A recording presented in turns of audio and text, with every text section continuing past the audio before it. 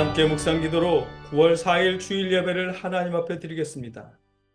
여호와께 주께서 나를 살펴보셨으므로 나를 아시나이다. 주께서 내가 앉고 일어섬을 아시고 멀리서도 나의 생각을 밝히 아시오며 나의 모든 길과 내가 눕는 것을 살펴보셨으므로 나의 모든 행위를 익히 아시오니 여호와여 내 혀의 말을 알지 못하시는 것이 하나도 없으시니이다. 주께서 나의 앞뒤를 둘러싸시고 내게 안수하셨나이다. 이 지식이 내게 너무 귀하니 높아서 내가 능히 미치지 못하나이다. 아멘. 우리의 모든 것을 아시는 아버지 하나님, 우리가 아버지 앞에 모여 예배합니다. 하나님, 우리의 예배가 하나님께 집중하는 시간 되게 하여 주시옵시고 이 예배를 통해 우리가 하나님의 돌보심을 느낄 수 있도록 역사하여 주시옵소서. 감사합니다. 주님, 예수님의 이름으로 기도하옵나이다. 아멘. 함께 하나님을 찬송하겠습니다.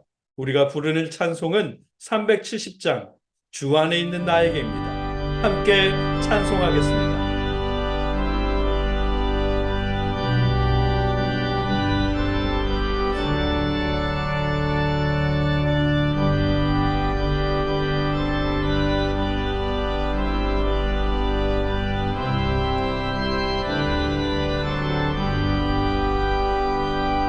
주 안에 있는 나에게 난 근심이 있으랴. 십자가 밑에 나아가 내 짐을 풀었네. 주님을 찬송하면서 할렐루야 할렐루야 내 앞길 멀고 험해도 나 주님만 따라가리. 그 두려움이 변하여 내 기도 되었고 전날의 한숨 변하여 내 노래 되었네. 주님을 찬송하면서 할렐루야 할렐루야 내 앞길 멀고 험해도 나 주님만 따라가리. 내 주는 자비하셔서 늘 함께 계시고 내 궁핍함을 아시고 늘 채워주시네. 주님을 찬송하면서 할렐루야 할렐루야 내 앞길 멀고 험해도 나 주님만 따라가리. 내 주 앞에 준 언약은 영후련하시니 그 나라 가기까지는 늘 보호하시네. 주님을 찬송하면서 할렐루야 할렐루야 내 앞길 멀고 험해도 나 주님만 따라가리. 지난 한 주간을 회개하며 또 감사하며 하나님께 구할 여러분의 기도 제목과 어려움을 겪는 이웃들을 위해 하나님 앞에 함께 기도드리겠습니다. 사랑의 아버지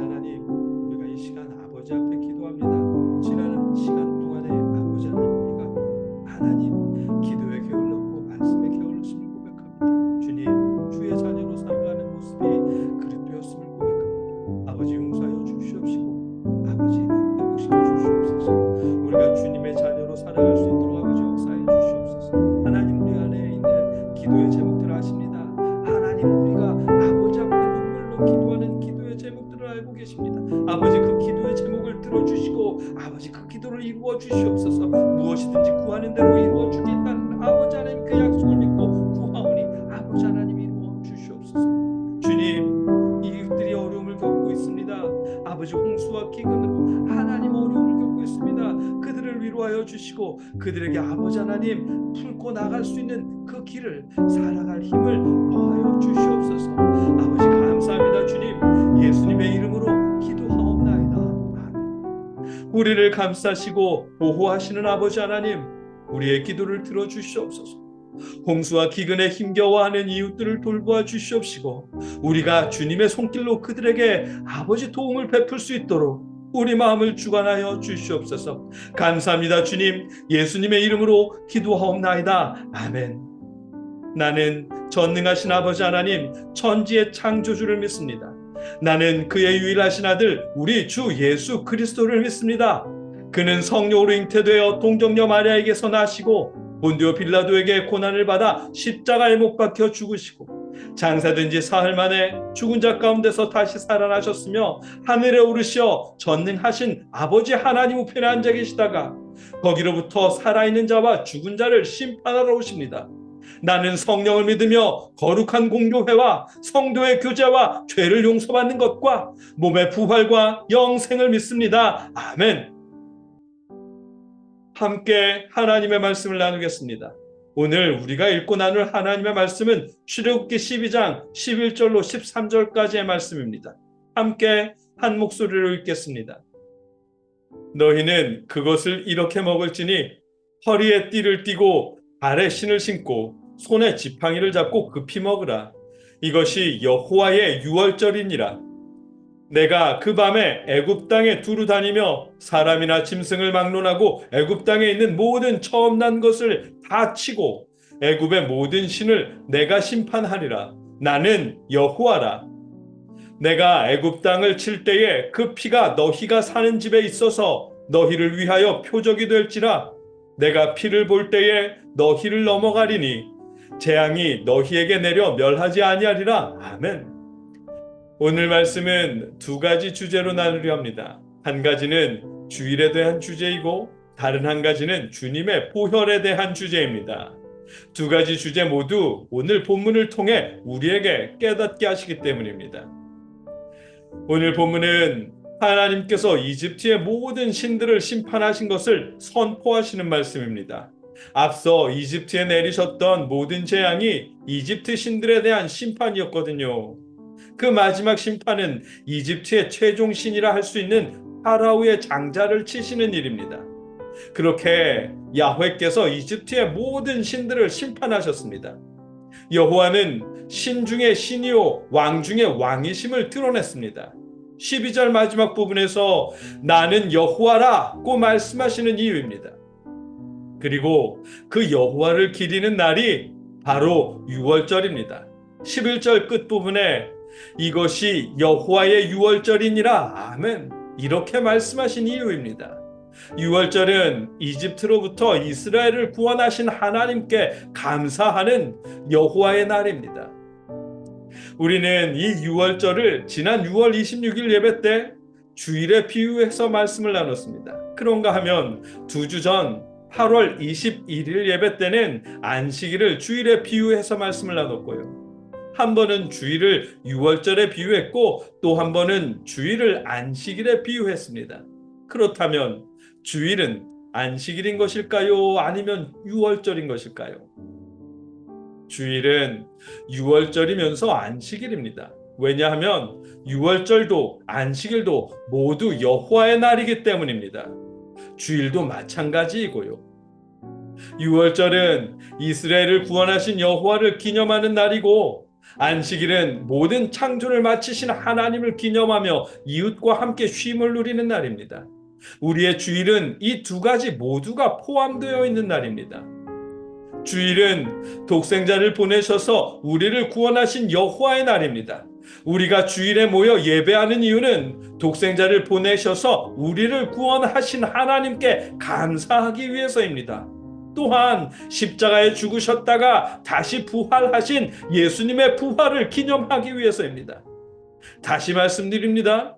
우리가 주일에 하나님을 예배하는 이유는 독생자를 보내셔서 우리를 구원하신 하나님께 감사하며 십자가에 죽으셨다가 다시 부활하신 예수님의 부활을 기념하기 위해서입니다.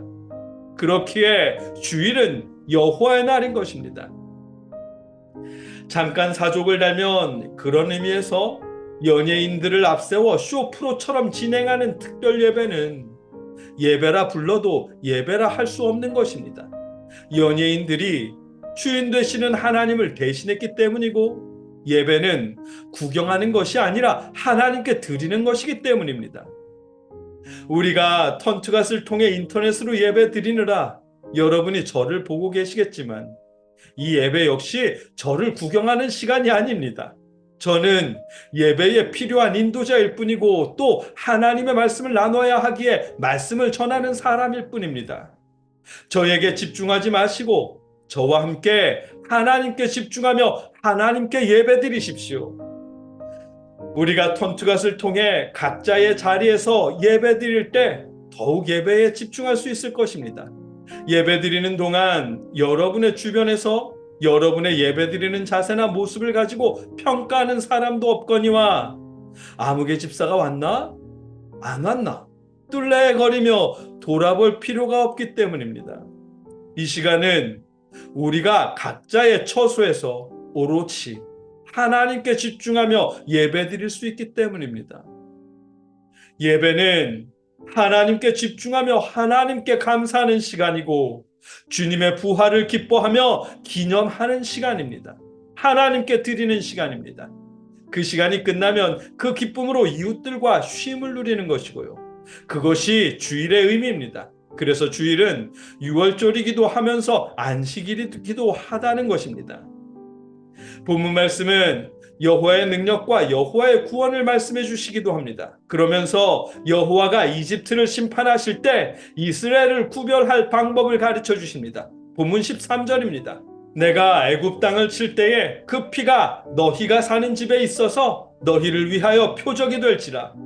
내가 피를 볼 때에 너희를 넘어가리니 재앙이 너희에게 내려 멸하지 아니하리라. 아멘. 이스라엘이 유월절에 먹는 양의 피가 이집트에 내려지는 심판으로부터 이스라엘을 구별하는 징표가 된다고 하십니다. 그 피를 볼 때에 넘어가신다고 약속하십니다. 여기에 오늘 두 번째 주제인 주님의 보혈이 있습니다. 왜냐하면 하나님께서 양의 피를 보시고 이스라엘을 넘어가시듯 그리스도의 보혈을 통해 우리를 구원하시기 때문입니다.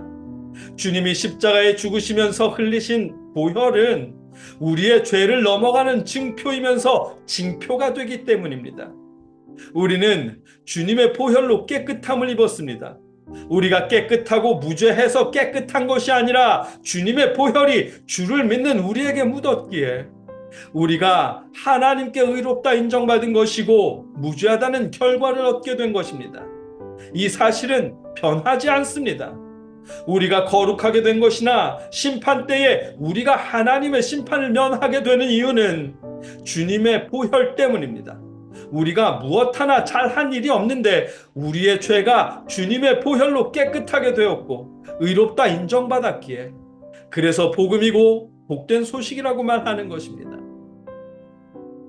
그런데 이 복된 소식은 안타깝게도 우리를 방종하게 만들어버렸습니다. 이미 구원을 받았으니 세상 사람들과 구별 없이 아무렇게나 살아도 된다는 주장의 근거가 되어버렸습니다. 그저 교회에 봉사 많이 하고 봉헌 많이 하고 교회에 충성하면 사회에 나가서 직장 생활할 때 무슨 짓을 하든 다 괜찮은 것처럼 되어버렸습니다. 그러나 여러분, 아닙니다. 내가 피를 볼 때에 너희를 넘어가리라 라는 이 약속에서 중요한 것은 양의 피가 집에 묻어 있어야 한다는 사실입니다. 그 피가 지워졌거나 피인지 아닌지 알아볼 수 없을 지경으로 더럽혀졌다면 피를 볼 때에 넘어갈 수 없게 됩니다. 마찬가지로 우리를 깨끗하게 하신 주님의 보혈이 우리의 그릇된 행실로 인해 지워지거나 더럽혀진다면 하나님의 심판이 우리를 넘어가는 일에 어려움이 생길 것입니다. 하나님이 탈락시키신다는 의미가 아니라 우리가 스스로 실족하는 것이기 때문입니다. 이런 의미의 말씀은 성경 여러 곳에 있습니다. 그중 하나를 예로 들자면 베드로후서 1장 10절에 그러므로 형제들아 더욱 힘써 너희 부르심과 택하심을 굳게 하라. 너희가 이것을 행한즉 언제든지 실족하지 아니하리라. 아멘. 부르심과 택하심을 우리의 바른 행실로 단단하게 만들라고 하십니다. 그래야 실족하게 되지 않을 것이기 때문입니다. 예수님께서 슬기로운 5 처녀의 비유를 통해서도 이런 예를 말씀해 주셨습니다. 마태복음 25장에 보면 10사람의 처녀가 주님의 신부가 되었습니다. 그중 5 처녀는 신랑이 도착하도록 졸기만 했습니다. 그릇된 행실로 세월을 보냈다는 의미입니다. 그러다가 막상 신랑이 오실 때가 되자 그제서야 부랴부랴 기름을 준비한다며 신랑을 기다려야 하는 자리를 스스로 벗어났습니다. 스스로 실족했습니다. 그 사이에 주님이 오셨고 준비되어 있던 슬기로운 5 처녀만 주님과 함께 넉넉하게 잔치에 들어갔습니다. 신랑이 미련한 5 처녀를 신부의 자리에서 탈락시킨 것이 아닙니다. 마음대로 살았던 미련한 5 처녀가 스스로 신부의 자리를 벗어난 것입니다. 마찬가지로 하나님이 넘어가시는 표적이 되는 어린 양의 피가 더럽혀지거나 지워지게 된다면 더러워져서 구분할 수 없는 그 피로는 그 집을 넘어갈 수 없게 되는 것입니다. 마찬가지로 우리를 깨끗하게 하신 주님의 보혈이 우리의 그릇된 행실로 더럽혀진다면 그것은 미련한 5 처녀처럼 우리가 스스로 실족하는 일이 되는 것입니다. 이스라엘 사람들이 문설주에 바르는 어린 양의 피는 하나님의 심판이 이스라엘을 넘어가는 증표입니다. 마찬가지로 주님의 보혈은 우리를 구원하시는 증표입니다. 그 증표가 우리에게 있는 한 세상이 멸망하는 말세가 된다 해도 우리는 염려하거나 걱정할 필요가 없습니다. 우리는 주님의 보혈로 구원받을 수 있기 때문입니다. 우리의 행실 때문이 아니라 주님의 보혈로 우리는 구원받을 수 있습니다. 그렇기 때문에 우리의 그릇된 행실로 주님의 보혈이 더럽혀지거나 지워지는 일이 없도록 우리의 행실이 구원받은 자의 알맞은 행실이어야 하는 것입니다. 하나님을 사랑하고 이웃을 사랑하며 하나님의 나라를 이루어가야 하는 바른 행실이어야 하는 것입니다. 세상이 참 어수선합니다. 전염병에 이어 홍수와 기근이 끊이질 않고 전쟁이 계속되고 있습니다. 마치 복음서나 성경에 기록되어 있는 세상의 마지막 날이 이럴까 싶을 정도입니다. 누군가는 세상의 마지막 날이 다가왔다며 성도들을 미혹할 만큼 그렇게 어수선한 세상입니다. 그러나 여러분, 세상의 마지막이 다가왔다는 그런 말들에 현혹당하지 마십시오. 언제나처럼 구원받은 자로서 행실을 바르게 하며 살아가십시오. 설사 그들의 말처럼 세상의 말세라 할지라도 염려할 것 없습니다. 주님의 보혈로 우리는 구원받게 될 것이기 때문입니다.